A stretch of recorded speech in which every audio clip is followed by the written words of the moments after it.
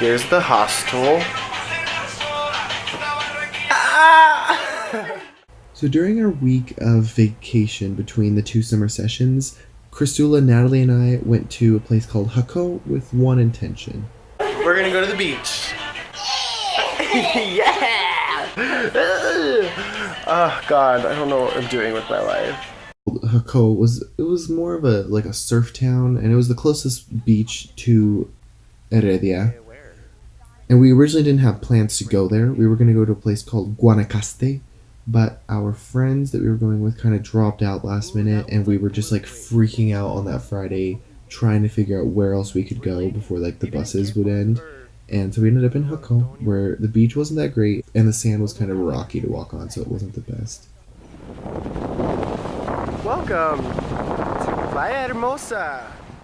So we went to Playa Hermosa using an Uber and kind of discovered that, yeah, it was not swimmable there either. I mean, the sand was nicer, but the rip currents were insane.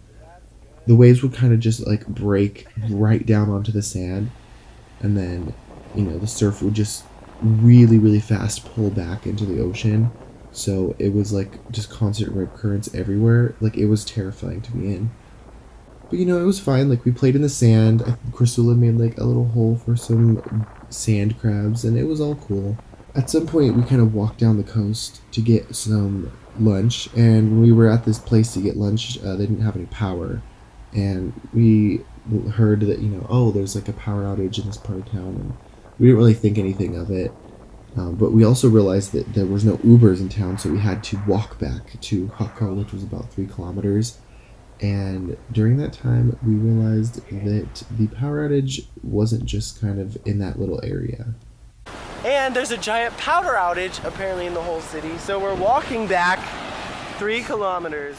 Yeah, the power outage wasn't actually just in the whole city. It was actually in the entire country and other parts of Central America.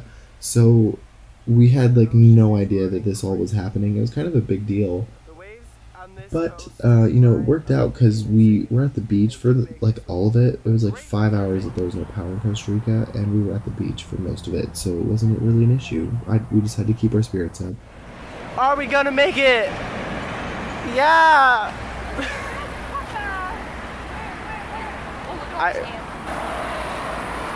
Alright, let's continue our walk. So we had dinner that night, we chilled out in the hotel room, the hostel, and it all worked out really well.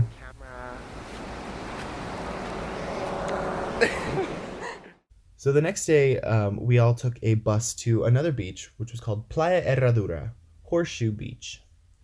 Because there's land on both sides. What a good name. I look like this? You're going in! I'm gonna go in too.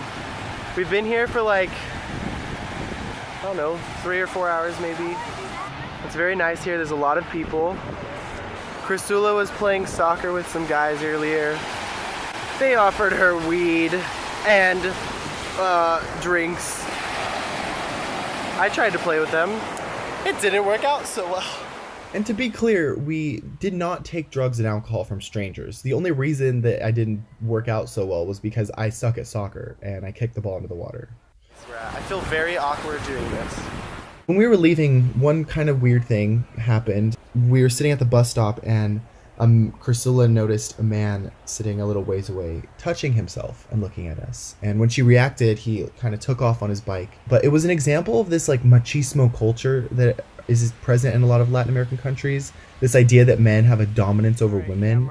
And I didn't have to deal with it being a man. And it was just gross to have to see my female friends being like catcalled on the streets, or men outwardly checking them out and trying to be obvious about it. It's an unfortunate social issue in a lot of Latin American countries, but it was present in Costa Rica also.